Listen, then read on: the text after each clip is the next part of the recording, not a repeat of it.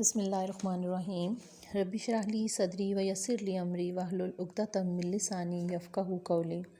السلام علیکم بچوں، امید ہے آپ سب خیریت سے ہوں گے، روزہ رکھنے کے ساتھ ساتھ پڑھائی بھی کر رہے ہوں گے۔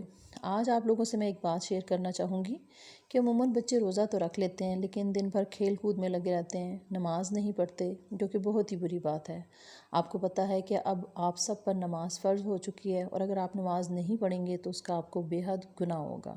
اس لیے سب بچے باجماعت 5 وقت کی نماز جو ہے وہ پڑھا کریں۔ چلیں اب آپ اپنی پڑھائی کی کچھ بات کر لیتے ہیں۔ آج ہم نے گرامر کا کام کرنا ہے۔ آپ کے پاس جو گرامر کی کتاب ہے قواعد و انشاء، اس میں صفحہ نمبر 61 پر خط نمبر 8 ہے، چھوٹے بھائی کے نام خط۔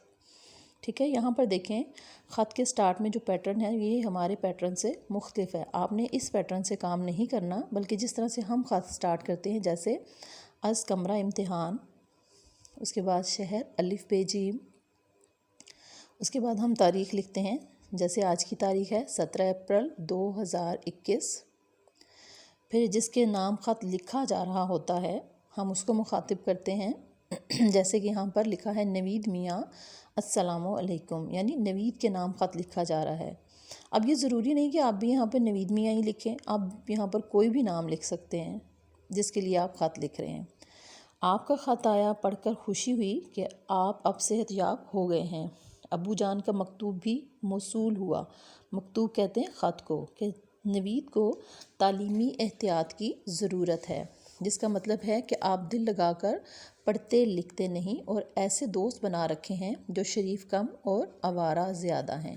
یعنی بڑا بھائی چھوٹے بھائی کے نام خط لکھ رہا ہے اور اس کو کہہ رہا ہے کہ مجھے والد صاحب کا خط آیا تھا، جس میں انہوں نے بتایا ہے کہ آپ جو ہے وہ دل لگا کر پڑھائی نہیں کر رہے، بلکہ آپ نے ایسے دوستوں کے ساتھ دوستی کر رکھی ہے جو کہ اچھے نہیں ہیں۔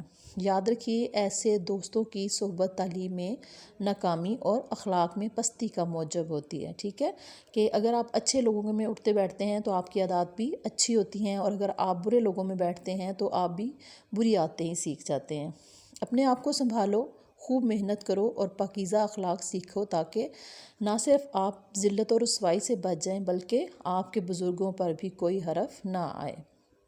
نوید، آپ میرے چھوٹے بھائی ہیں، مجھے حق پہنچتا ہے کہ آپ کو سزا دوں، مگر اب میں ایسا نہیں کر سکتا۔ بہتر ہے کہ اب ایسے دوستوں کو سلام کرو اور پڑھنے لکھنے میں پوری توجہ صرف کرو۔ سلام کرو کا مطلب کہ یہ ضروری ہے آپ کے لیے اس وقت کہ آپ ایسے دوستوں کو چھوڑ دو۔ کن دوستوں کو؟ جو کہ برے دوست ہیں، جن کی صحبت میں بیٹھ کے آپ بری عادات سیکھ رہے ہیں، تو کہتے ہیں ایسا کرو کہ ان دوستوں کو اب چھوڑ دو۔ امتحان سر پر ہے۔ سر پر ہے سے مراد کہ امتحان بہت قریب ہے، پڑھو گے، محنت نہیں کرو گے تو فیل ہو کر ناک کٹواؤ گے، خاندان کے نام پر حرف آئے گا۔ حرف آئے گا مطلب کہ خاندان کی بے عزتی ہوگی، دوستوں میں کیا عزت رہ جائے گی، ماں باپ کو کتنی کوفت ہوگی کہ مشکلات کا سامنا کرنا پڑے گا۔ آپ کو پتہ ہے نا کہ اگر اولاد غلط کام کرتی ہے تو اس کے نتائج جو ہیں وہ ماں باپ کو ہی بھگتنا پڑتے ہیں۔ اس لیے وہ کہہ رہے ہیں کہ اگر آپ غلط کام کرو گے، پڑھو لکھو گے نہیں، تو آپ کی اپنی عزت بھی جو ہے وہ لوگوں میں نہیں ہوگی، اور سارے لوگ جو ہیں ہمارے خاندان کو باتیں کریں گے، اور ہمارے ماں باپ کو ان تمام باتوں کی وجہ سے بہت زیادہ مشکلات کا سامنا کرنا پڑے گا۔ مجھے امید ہے کہ آئندہ ایسی شکایت نہیں آئے گی، اور آپ خود اپنی عزت کا پاس کریں گے کہ اپنی عزت کا خیال رکھیں گے۔ زیادہ دعا، آپ کا بھائی رانا علی رضا۔ دیکھیں اب یہاں پہ لکھا ہے نا رانا علی رضا، لیکن آپ نے یہاں پہ رانا علی رضا نہیں لکھنا، بلکہ ہم یہاں پہ لکھتے ہیں الف ب ج، کیونکہ دیکھیں اگر رانا علی رضا لکھ لیں گے تو اس کا تو مطلب یہ ہوگا کہ سب لوگوں کا جو بھائی ہے جو خط لکھ رہا ہے وہ رانا علی رضا ہے، تو ایسا تو نہیں ہو سکتا۔ اس لیے یہاں پہ ہم الف ب ج لکھتے ہیں، تو آپ نے یہاں پہ نام نہیں بلکہ الف ب ج لکھنا ہے۔